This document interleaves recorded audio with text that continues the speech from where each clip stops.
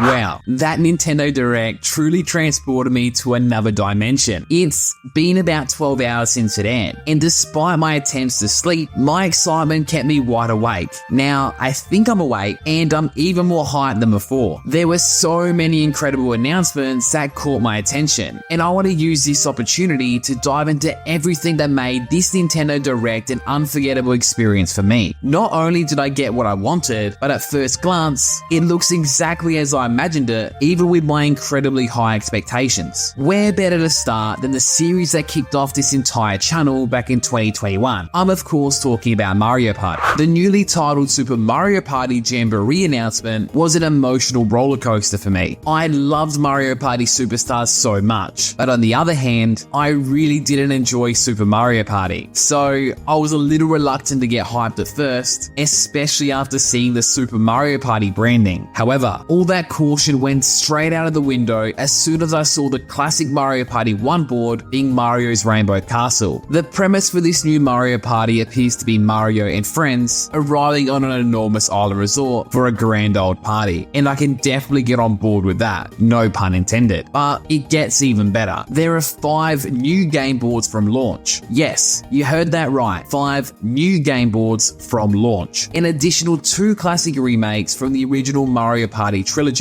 This is exactly what I wanted, and I even tweeted about it the night before. The new boards themselves are just special because they're new. They actually look quite promising at first glance. Here's a really quick rundown on them. Rainbow Galleria, a multi-level mall filled with functioning escalators and flash sails. It's super reminiscent of Coconut Mall. Speaking of Mario Kart, we have Roland Raceway, which is a high-speed racing track that has Mario Kart within Mario Party, literally blending the best of both worlds and make up 95% of this channel's content. We then have Goomba Lagoon, arguably the one I'm most excited for. This is a map with a beach that changes with the tide and a volcano that erupts Goombas. This looks really good. We then have Mega Wiggler's Tree Party, which is a simpler looking board, but it reminded me a lot of Woody Woods. And then we have King Bowser's Keep. This is probably going to be a higher difficulty board, and of course it's complete with a castle and lava. Additionally, they're bringing back the floating clowns in Mario's Rainbow Castle from Mario Party 1 and the classic cowboy style of Western Land from Mario Party 2. I really wanted these 2 boards in Mario Party Superstars, and I reckon I mentioned that about 4 or 5 times in different videos, so I'm super glad to see them getting remade. These boards as a whole are not only super unique, but also appear to be large and content rich, really addressing one of my main complaints about Super Mario Party. I will discuss the boards in more detail in a future video, but for now, this looks so incredibly promising. A variety of characters were also spotted in the various clips of the announcement. Besides your standard Mario cast, Toad, Toadette, and Spike returning as playable characters, with Ninja even joining the cast as well. Man, if Mario Party is getting some really unique characters, I can't wait for the future of Mario Kart. Minigames on the other hand are always a pretty strong point in Mario Party. In my opinion, there's been a fair few stinker Mario Parties in recent times, but the minigames have always been top notch. And in this edition, there is going to be over 110 different minigames, which is the highest number in the series to date. There is also supposedly going to be plenty of modes this time around, including a brand new Koopathon kind of mode where 20 characters can play online. Modes like this to add to the core Mario Party experience are fantastic. Use those minigames and then challenge up to 20 people online. That to me is really good, rather than it just being a one and done kind of side mode that you only play once. It's also worth mentioning to not panic about the motion controls. It has been confirmed that Pro controllers will be usable, so it's not just going to be Joy-Con only like Super Mario Party. It's also fantastic to see at first glance that stars cost 20 coins as well, as the Ninja character purchases their star during a flash sale. So I am kind of assuming that the prices will be slightly higher, but I would say that 20 coins is a pretty safe bet. I have a lot more to say about the overall economy of this game that we've seen so far, but I will save that for a more in-depth discussion later on. You know, once I've wrapped my head around everything super properly. But I just cannot wait to play this on October 17th, 2024. And make sure you're subscribed so you can be notified as soon as I upload more Mario Party content, and even go into the running to win a copy of this game when it releases, as I'll be doing a brand new giveaway on this channel just for this game. Next up is something I'm equally hyped about, being the announcement of Mario and Luigi Brothership. Who the hell saw this coming? I'm pretty sure that everyone thought thought that Alpha Dream was done for, and that the Mario Luigi series was cancelled due to the poor reception of the 3DS remakes. Those remakes for me personally stripped away what made the original game so special. You know, replacing unique Toad characters with just generic ones, for example, and just that loss of charm in the newer Mario RPG entries that fans just adored from the classics. But